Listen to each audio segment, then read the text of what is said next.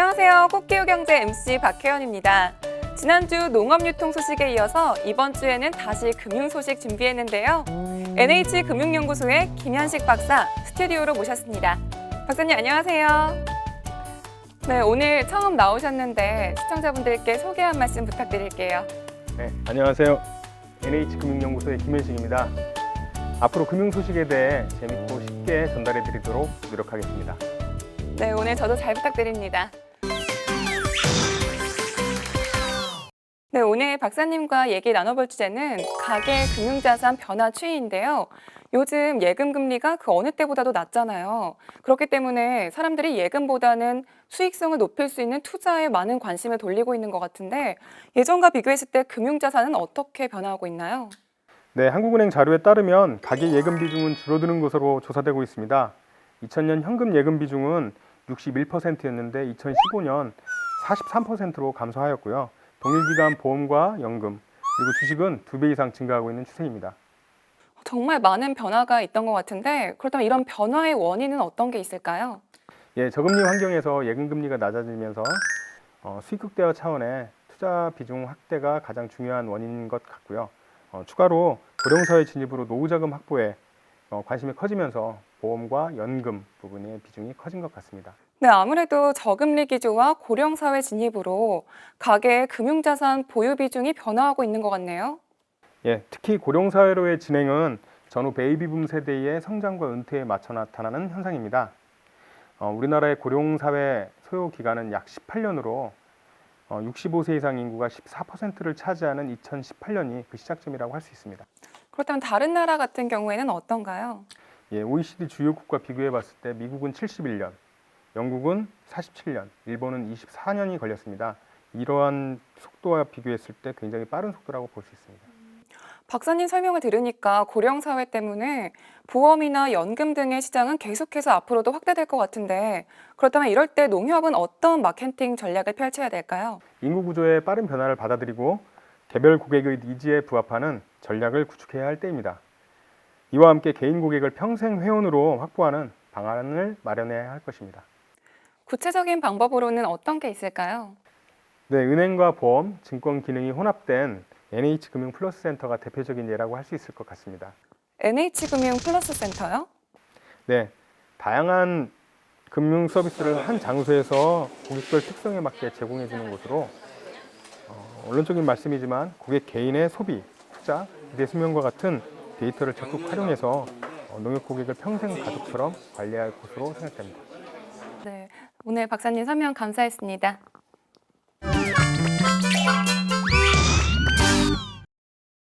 네, 오늘 시선의 선택 주제는 앞서 자바라 이슈의 연결선상인데요.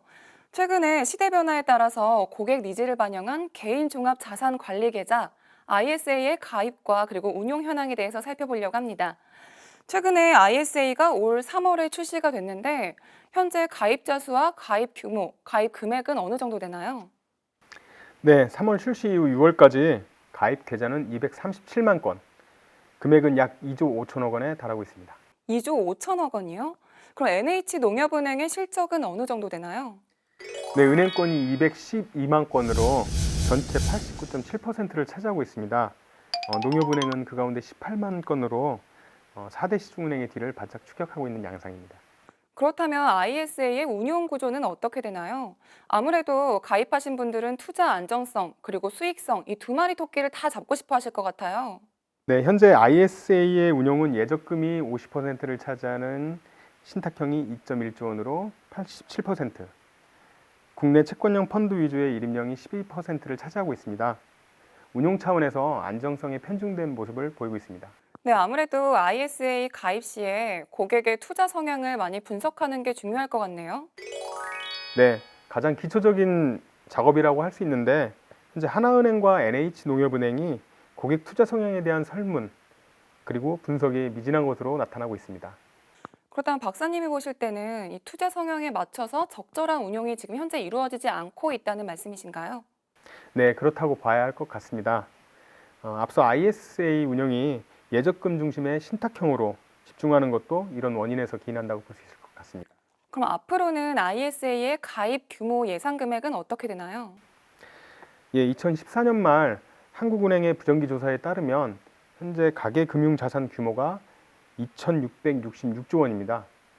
여기에 대비했을 때 IS 가입 금액은 약 0.1% 수준밖에 되지 않고요.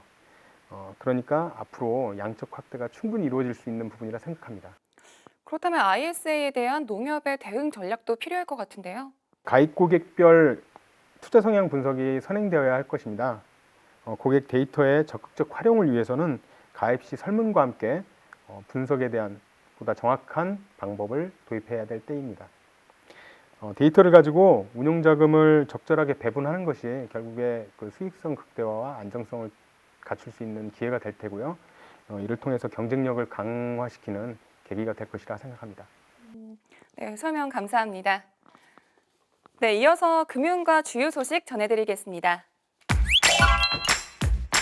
경제 상황에 대한 소비자 심리를 파악할 수 있는 소비자 동향 조사 결과 발표가 27일에 있습니다. 지난 4월 100일로 긍정적 반응에서 5월과 6월 99로 부정적 입장으로 선회했는데요. 이번 7월 조사 결과는 어떨까요? 같은 날인 27일 미국 연방시장 공개위원회에서 기준금리를 발표합니다.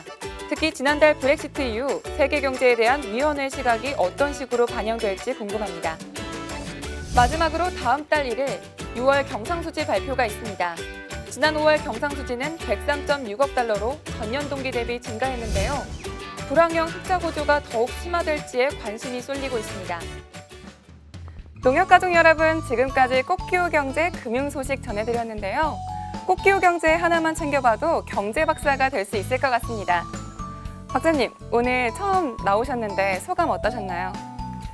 네, 새로운 환경에서 엄선된 정보를 전달해야 된다는 부담감이 굉장히 컸었는데 MC님의 매끄러운 진행과 스태프분들 덕분에 잘 마무리할 수 있었던 것 같습니다. 네, 저도 오늘 박사님 덕분에 많은 걸 배우고 가는 것 같습니다. 감사합니다. 네, 이어서 한 가지 소식 더 전해드리려고 하는데요. 꽃기호 경제를 시청하신 후에 농협방송 카카오톡으로 시청 소감 또는 응원 메시지를 보내주시면 총 100분을 선정해서 시원한 아이스 아메리카노를 보내드립니다. 많은 참여 부탁드립니다. 저희는 다음 주에 더욱더 알차고 유익한 소식을 가지고 찾아오겠습니다. 다음 주에도 만나요. 꼭이요.